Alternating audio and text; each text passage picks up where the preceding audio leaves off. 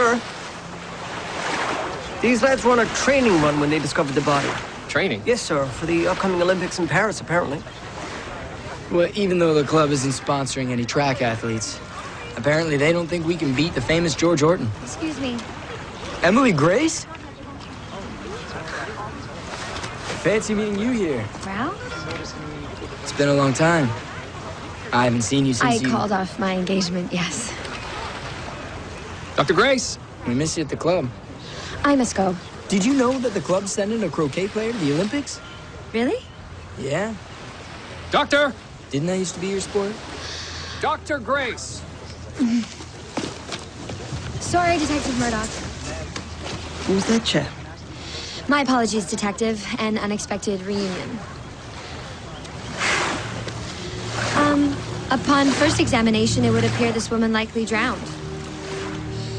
And the wound on her head? Oh, yes, that would suggest otherwise. I'll need a full report, Dr. Grace, at your earliest possible convenience, of course.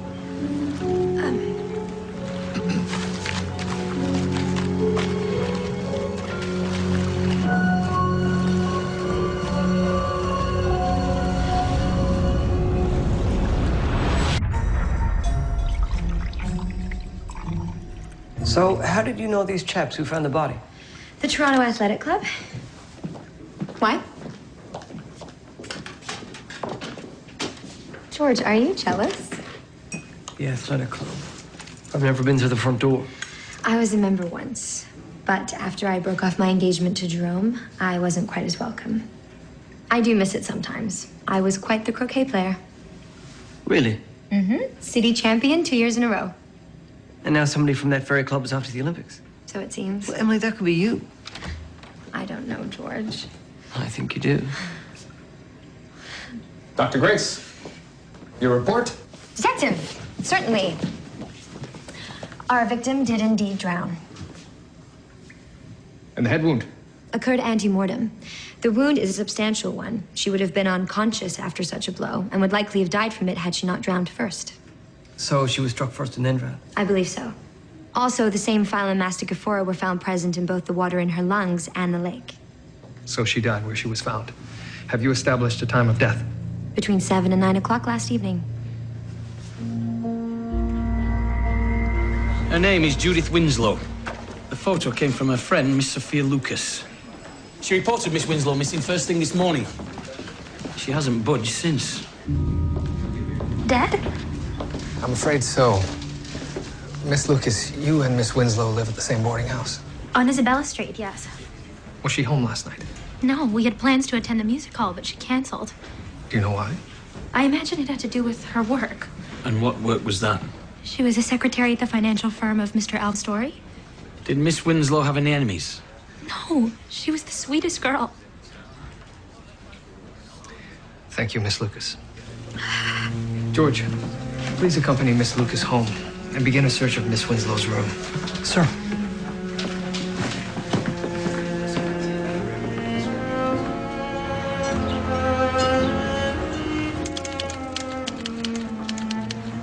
Mr. Story, do you know a Miss Judith Winslow? Oh, yes, of course. She works here. Right over here. Oh, it seems she's not in. No, she wouldn't be. You see, she's been murdered. Well, that is terrible. Was Miss Winslow at work yesterday? I believe so. What time did she leave here? 7 o'clock, I imagine. That's when the ladies usually leave. Did you happen to notice anything unusual about Miss Winslow yesterday? Did she appear anxious or different in any way? I'm afraid I wouldn't know, Detective. I never paid much attention to her.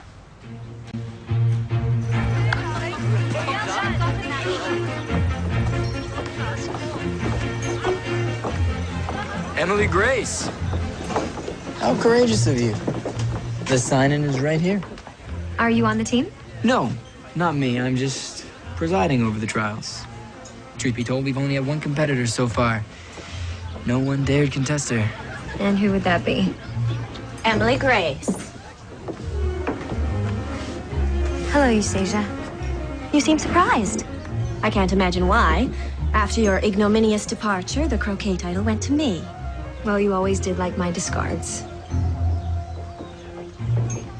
I'll remember those words while I'm strolling la rive gauche. We'll see about that.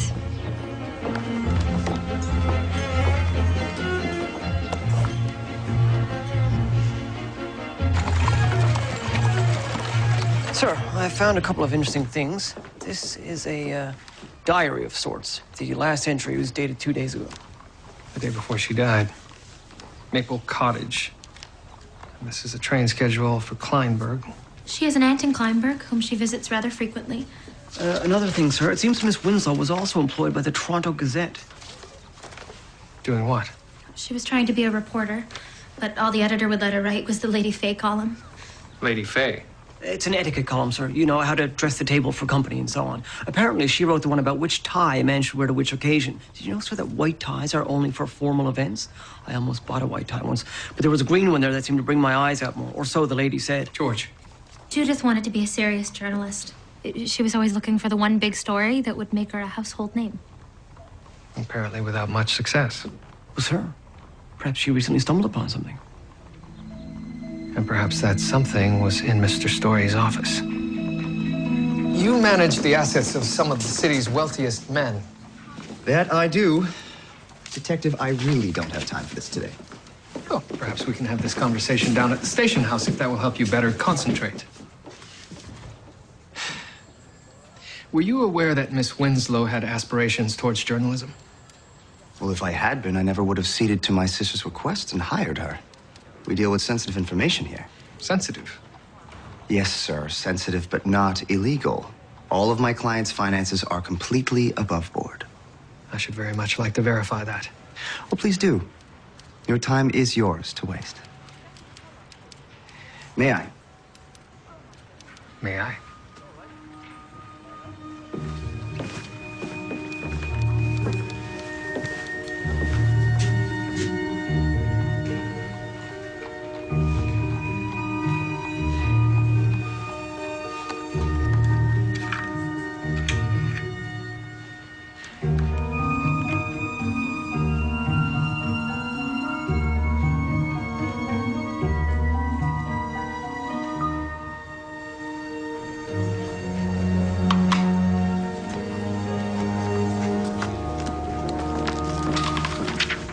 Any luck, Μέρντοχ? Sir, we've been through Story's accounts. Everything looks perfectly legitimate. Miss Winslow may have been onto something, but I doubt it had anything to do with Alvin's story. Something will turn up. It always does. Sirs, there's been another murder. It's another young woman, I'm afraid. Her name's Ethel Morgan. She lived in a boarding house nearby. Perfectly respectable neighborhood. And judging by her state of dress, a perfectly respectable woman. I wonder what she was doing in the laneway this time of night. Perhaps she wasn't here voluntarily. The killer made no attempts to hide her body. She was drowned, and certainly not here. Detective, take a look at this. 2 victims, 2 nights in a row, killed apparently the same way. Not another sequential killer. I certainly hope not, sir. I found this in her skirt pocket. Seemed strange enough to be of interest. Yes. It's of great interest, Dr. Γκρέις. Thank you. It could be an identifier of sorts. Identifier? These are unique pieces of what could be a larger symbol. But to what end? Pieces of a whole could mean that these women are to him pieces of a larger scheme. But until we know what the symbol is... We have no way of knowing how many victims are forthcoming. For once, Julia, I sincerely hope you're wrong. Sir, the landlady says that she was a student, studied at that Baptist college up on Bloor Street, McMaster University. With an apparent interest in ancient religions, did you find any connection to Judith Winslow? No, sir. The landlady had never seen nor heard of Miss Winslow. That is a beautiful typewriter. Look at that, sir. How smooth. The keys are... Oh, and this pen. Wow. George, pack up Miss Morgan's things. We'll have a closer look at the station house. Sir, will do. Sir, meet me in my office at 5:30, signed MB. Dated yesterday.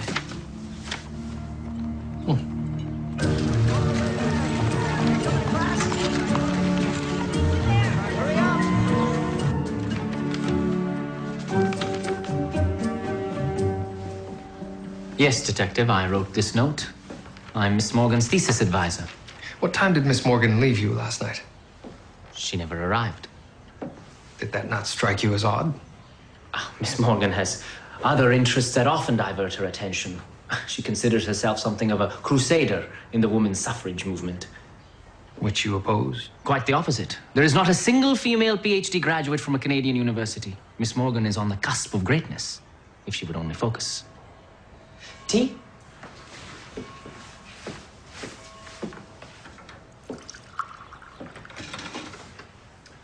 A scene from the Shahnameh, the Persian Book of Kings. That is the story of Zal and Rudabeh. Their great love was sanctioned by the gods, but not by their families. Love conquered prejudice, and they lived happily ever after. A much more generous ending than Shakespeare's version. You are Persian? On my father's side, but I was born in India. May I ask, is Miss Morgan in some kind of trouble? She was murdered. Drowned. Drowned? How awful.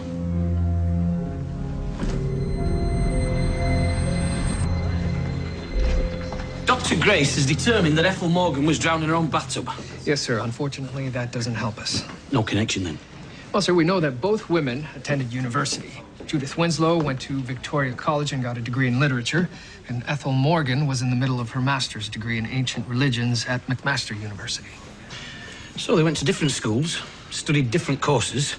No friends in common, no hobbies, nothing. No, sir. But both women were killed exactly the same way, and both were in possession of this same identifier. What about suspects? Alvin's story?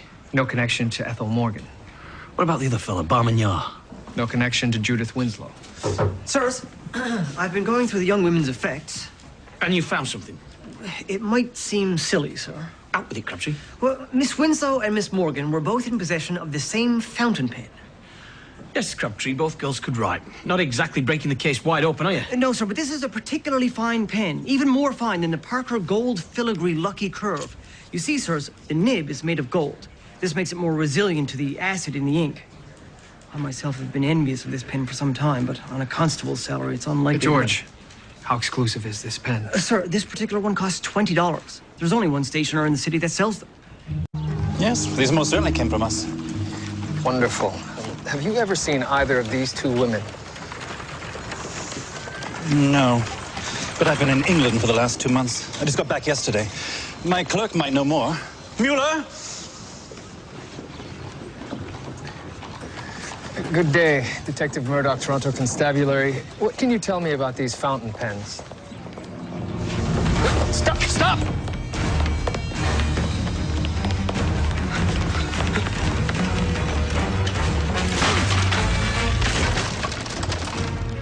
All right. You know these women? She came into the shop a few weeks ago with her father. He bought our best typewriter and one of those pens. And this one? It's Judith. She and I went to university together. When did you last see her? I don't know, a few days ago. Look, I'm sorry, I couldn't help myself. Couldn't help what? I knew she wanted it. You knew she wanted what, exactly? The pen. I gave her this fancy gold fountain pen. She couldn't afford it, neither could I.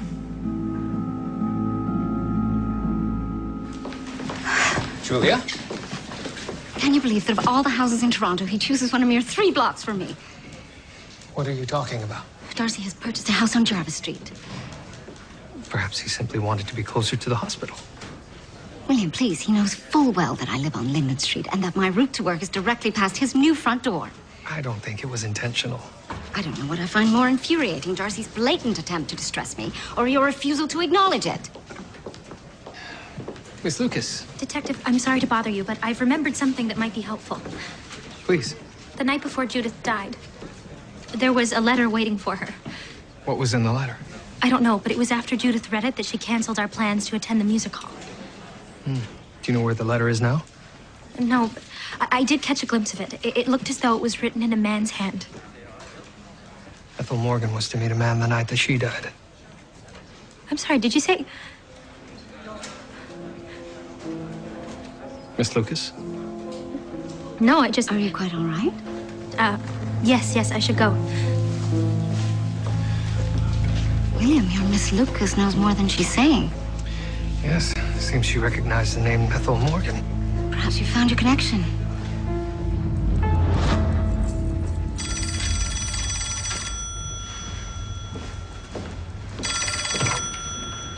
Detective William Μέρντοχ. It's Sophia Lucas. I must speak with you. Meet me at 8 o'clock in Judith's room. Miss Lucas? Hello?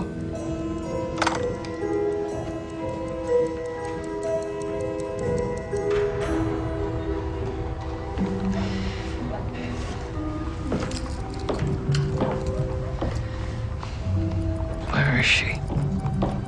Sir, you're needed. Sir, this way. Jackson, what's happened? Best you see for yourself, sir. Sophia Lucas?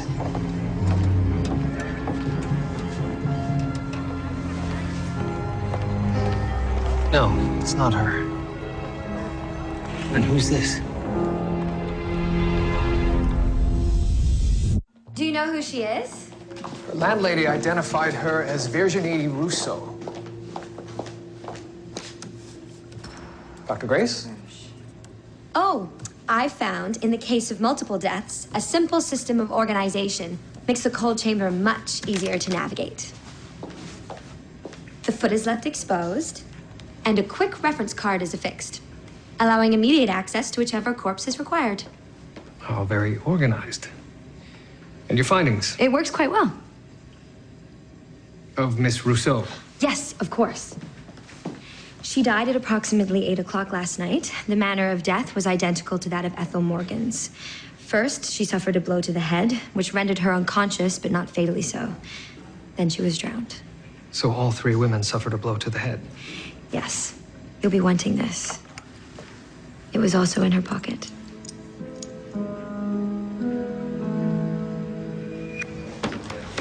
George, have you completed your interviews? Yes, sir. Sir, we have a witness who saw a woman coming out of Miss Rousseau's room at 9 o'clock. I showed her a picture of Sophia Lucas. The witness confirms it was she. Very good, George. Henry, find Sophia Lucas as soon as possible. Yes, sir. Sophia Lucas has played us for patsies, then? Possibly, sir, but her voice betrayed genuine fear. Or genuine acting talent. She was the last one seen with the victim. What is that? A Persian eagle.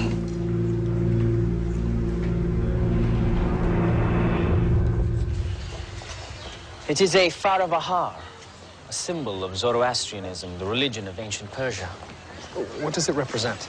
A guardian angel, and reminder to follow the principles of Zoroaster to be worthy of union with Ahura Mazda, the true uncreated god. A guardian angel.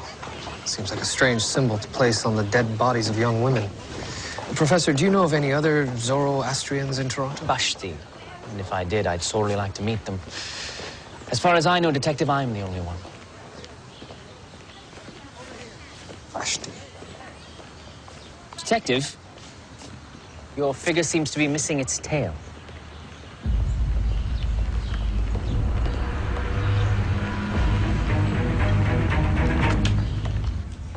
Sir, there's a fourth piece. That means there's a fourth victim. We'd best find Sophia Lucas. Krábtri, where's Miss Lucas? She hasn't been seen since last night, sir, before she telephoned the detective. Right. I'll get all the lads on it, whatever it takes. Miss Lucas is neck deep in all of this. She's our best suspect. Or our next victim. Inspector. Julia, thank you for coming. George? Sir, our latest victim, Miss Rousseau, comes from Rimouski in Quebec? Oh, that's the one, sir.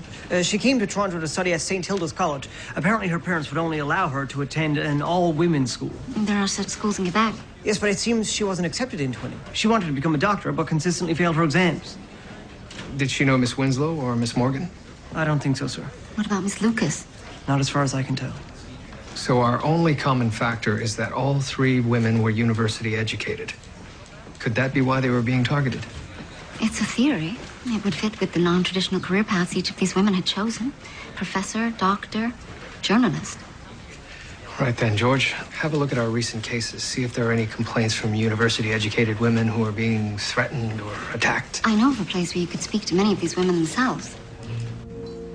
And this is? Toronto Adelphian Society, modeled after an American fraternity for women founded in 1851.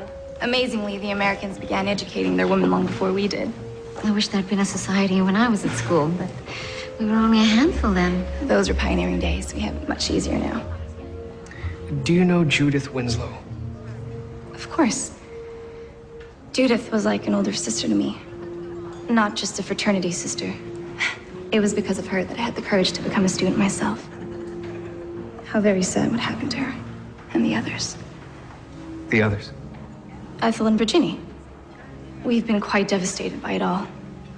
Miss Gregson, are you telling me that you knew all of these women? Why, yes. They were three of the founding members, along with Sophia and Amelia. Sophia Lucas? Yes. In the beginning, it was more like a secret society with rituals and rules, white robes and all.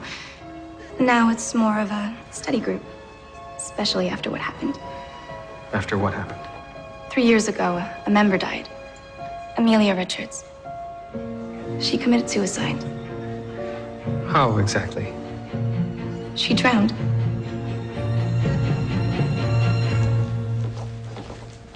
Amelia was always frail, poor thing. Always had trouble with her lungs. But it didn't stop her from doing whatever she wanted. She was so close to graduating from university. In the weeks prior to your daughter's death, was she at all unhappy? She was happier than I'd ever seen her. But so secretive. How do you mean, secretive? Going out at all hours. Never telling me who she was with, or worse, lying about it. This was unlike her? Oh, yes. We'd always been very close. Mrs. Richards, could there have been a man in Amelia's life? I've often wondered that myself. Because of this. I found it after she passed. It looks like a courting gift, though I've never seen the likes of it before.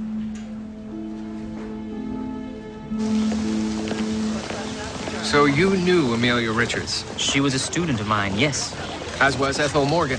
And you surely know what happened to Miss Richards? Yes, a tragedy. Prejudice can be hard to overcome. Prejudice? Yes, female students are often subjected to derision. I imagine it's not unlike being of a different religion. People can be cruel. Was Amelia Richards ever threatened? I wouldn't know. But you'd know about this. Do you know who this belonged to? Amelia Richards. Do you know how she came to be in possession of it? You said yourself that there are very few Pashti in Toronto. Presumably this type of token would be very difficult to come by. Mr. Barman, we know bloody well that you gave it to her. She was my Rue de Bay, my forbidden love. But her parents would have never sanctioned our union, and my religion does not allow marriage outside the faith. It was hopeless. She simply couldn't bear it. Who else knew of your affair? Not a soul. I would have lost my job and she would have been expelled. How did you know Judith Winslow and Virginie Rousseau? I don't. Where were you the last 3 nights at 8 o'clock? Here. Alone. And it's Mr. Barman. Oh, he's good for it, slippery bloody foreigner. Sir.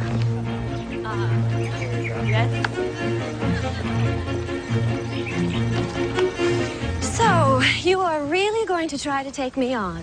I am, whether or not you allow me to practice. I have earned my spot on the team. I object to you being able to contest it. Considering my ability, I can't say I blame you. No one here is going to cheer you on. Quite the opposite, I imagine. I've arranged my own supporters. Paid for. Out of your very own little salary, I imagine, working woman that you are. Who allowed that rabble in here? Emily! I hope I haven't missed anything. Hello there, George Crabbtree. How's the practice going? I'm very much looking forward to the game tomorrow. That's a nice suit. From Timothy Eaton's, is it? My Aunt Begonia, actually. She's an excellent seamstress. Homemade. How quaint. I must say, Emily, he's so very perfect for you. A match made in middle class.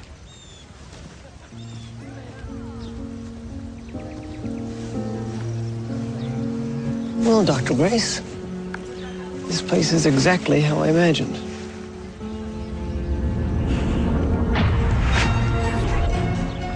I know you're nervous, but I think you'll swing circles around this Eustacia Stokes. In fact, I'm quite looking forward to watching you beat her.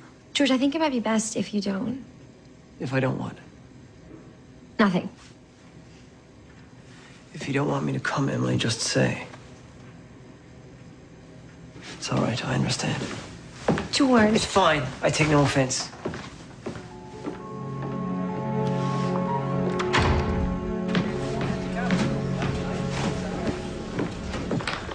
Henry, watch what you're doing. You're muddling up the evidence. What are you talking about? This is Sophia Lucas's No, pen. that's Judith Winslow's pen. Well, then it's Ethel Morgan.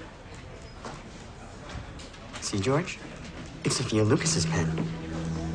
All three girls with the same pen. Good work, Henry. Come with me. That Kane Mueller from the stationery store has something to do with Sophia Lucas's disappearance. This is where he lives. She's in there, I know it. George.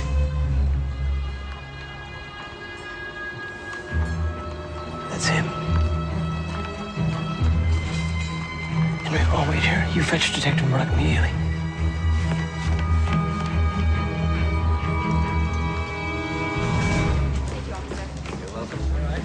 Have a seat over here. Sir, we found Sophia Lucas. Lads?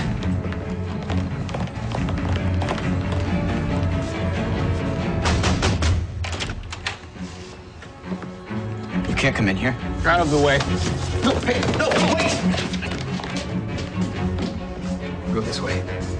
Miss Lucas! Miss Lucas! This one's clear.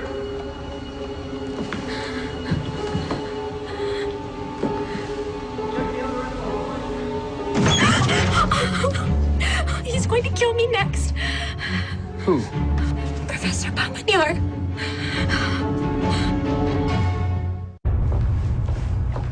Where's Kane? Mr. Mueller is in holding until we get some answers. He has nothing to do with this. He's just a friend. I asked him to hide me. Miss Lucas, please tell me, why is it you think Professor Baumann is trying to kill you?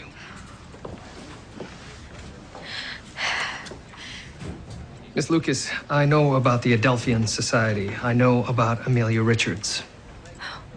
You know? It was all a terrible mistake. Judith and her rituals. She wanted us to be like the Freemasons. Then she found out about Amelia and that foreigner. Professor Baumann. We were all disgusted, but Judith was really angry. She said that Amelia was jeopardizing everything that women students had fought so hard for. Not only would the Dalians have led to our expulsion, but she would have disgraced her family and us. Tell me about the night Amelia died. We wore white robes. We'd never dressed for a ritual before. We went to the lake.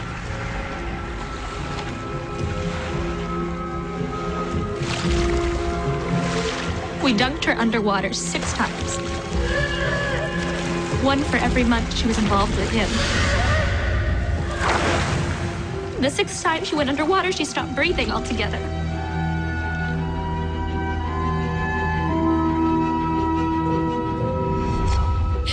We didn't know what to do. But it was ruled a suicide. No one asked any questions. No one else knew. Only the 4 of us. He must have discovered what we'd done. Now they're all dead. All but me. May I go now? No. No, you most certainly may not go.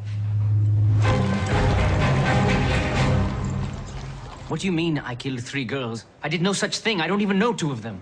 We know you drowned those girls, the same way they drowned Amelia Richards. Amelia? What do you mean? Her friends learned of your affair, and her friends wanted to put an end to it. So they purified her by repeatedly immersing her head underwater. But her weak lungs. Exactly. They killed her, you killed them. Amelia, murdered all this time? Yes. So she did not kill herself? No. Thank you, Detective. Thank you. Gentlemen, I believe he was sincere. He genuinely did not know the truth about Miss Richards' death. Excuse me, Doctor, but I think you've been taken in somewhat. I watched the emotions on his face. Only a very calculating person would be able to control himself so convincingly. And there's been no other indicators. And yet Barman Yar is the only person with any sort of motive whatsoever. I'll agree the murders seem to be motivated by revenge, but perhaps not Barman Yar's. How about the lad who works in the pen shop? No. I believe it was someone who knew what really happened to Amelia Richards. But other than Sophia Lucas, they're all dead. Do you have the statement? Yes, sir. We dressed in white robes. Took themselves very seriously, didn't they? Hilda Gregson mentioned white robes. I believe she did. But how would she have known that?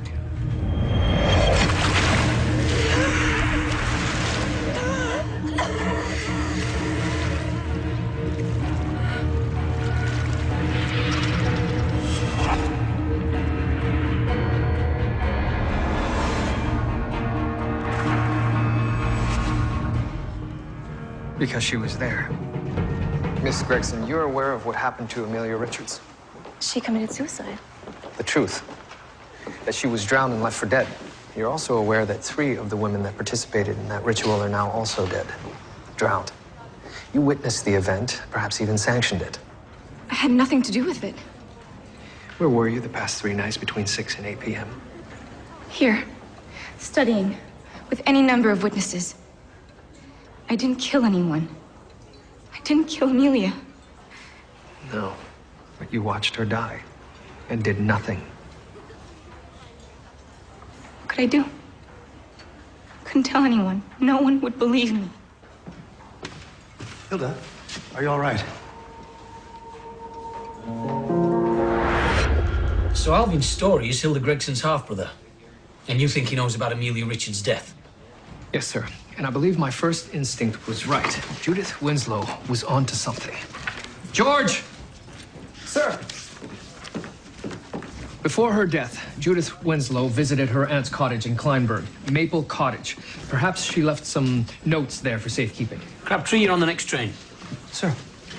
So you think Story wanted Miss Winslow dead? But then why the other girls? Well, sir, perhaps he killed the other girls to throw us off the track, thinking that we would link the other deaths to the first murder and Professor Bamanyor. That would make him a right evil bastard. I'd be inclined to agree with you, sir. And you don't know where George is? He said he was off to Kleinburg. Today? But that means he'll miss my croquet game. Well, I could watch your game if you'd like. That's quite all right, Constable Higgins. Of course.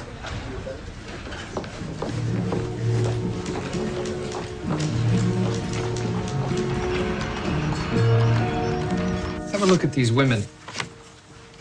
You recognize them? And, this. Except there's one piece missing. I wonder who that was meant for. Her?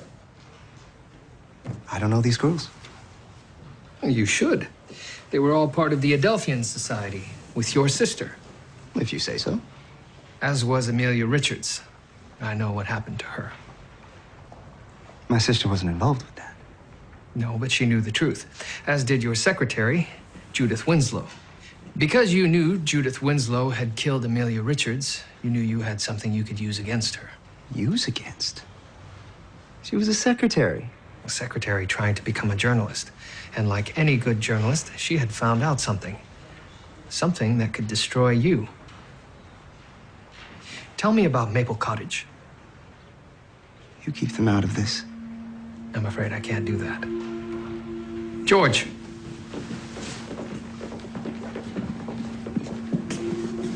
Hello. Thank you for coming in. Could you please identify this man? It's all right. You can tell him. He is my husband. I see. Thank you. There's no record of your marriage. We may not have been married in a church, but we are married all the same. And Judith Winslow had found out the truth. I don't know what you mean. You don't have a shred of evidence.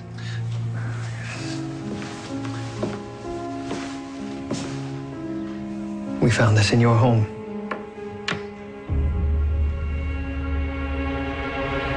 I know your secret. Judith knew about my wife. She was going to write a story about it. She said I was a disgrace and that my wife was a dirty Indian. I told her I would tell everyone what she did to Miss Richards. But she laughed at me. Told me no one would believe it. I couldn't contain myself. I grabbed her to shake some sense into her. But she stepped backwards and hit her head. I took her to the lake and threw her in, thinking it would look like she drowned. And what about the other two women? I had to make it look like someone else killed her.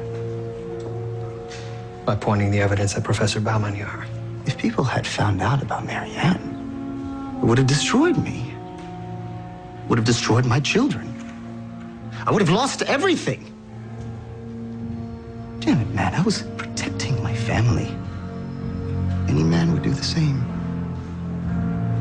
I don't think that they would. I'm going to see that you hang for this.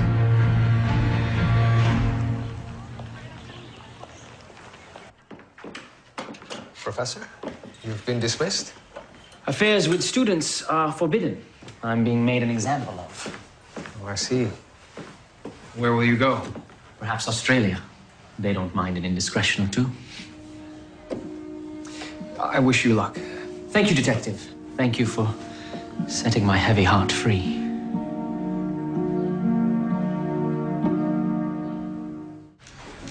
I spoke to my solicitor. Mr. Story's assets will go to his sister. She refuses to acknowledge the new family. He intends to marry her legally before his trial. At least then the children will be taken care of. I suppose that's something.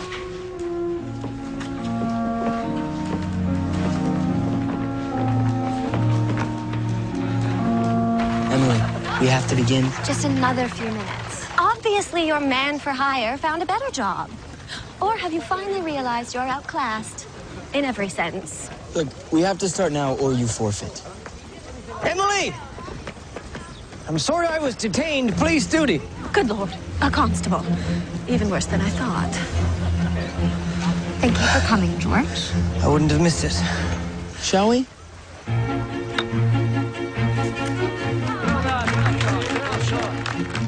Excellent shot, miss. Dr. Γκρέις, looks like you have your work cut out for you.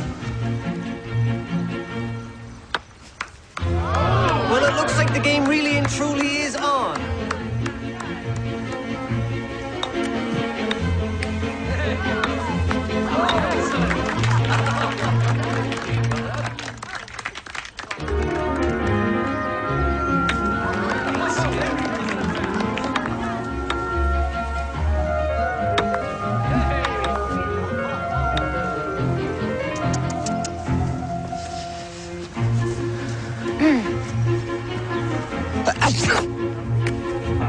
Dreadfully sorry. That's not very sporting, man. Well, are you going to arrest me, Constable? I should thank you, Ralph. Your sneeze put me in an excellent position. I suppose I should start saving my pennies for the Gallery Colbert. Yes, perhaps they are looking for a shop girl and a security guard. I can just imagine the papers. Lady Doctor and her pet constable take the gutters of Paris by storm. I'm so sorry, how dreadfully clumsy of me. Oh, my foot. It's broken. It's broken. Oh, it is not. Ralph! Look, I'm sorry, Dr. Γκρέις, but I have no choice but to disqualify you and ask you to leave the premises immediately. Dr. Γκρέις was about to win the competition. Assaulting one's opponent is hardly the action of an Olympian. Emily, you were about to win. Of course I was.